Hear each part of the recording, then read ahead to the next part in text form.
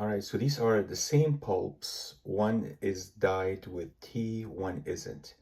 And you can see that the tea is still in the solution, so we have to get rid of that so we can clear up the water. So we need to get the tea particulates to attach to the pulp itself. And how do we do that? We use something called retention aid. So we're gonna be adding a little bit of it to the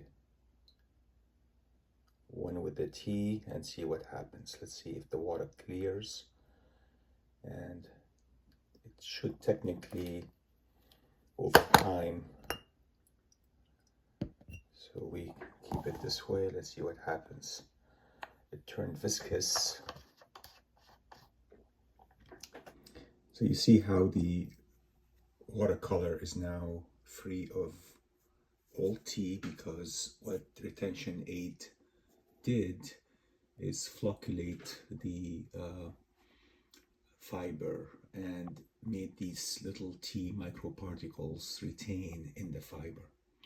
So they are not now in the water anymore. So you can see this one here doesn't have any tea in it. The water is clear anyways. And this one here, the water is clear. This had the tea in it. So if I take a bit of this and put it here, let's see if there is any staining to the surrounding, right? And we'll do the same for the other one. We'll take a little bit of this, change tips. You see how this has, these are all fibers here, and around it you can see here there is water. There is like no tea residue that is going out, so the water is quite clear here. This one should be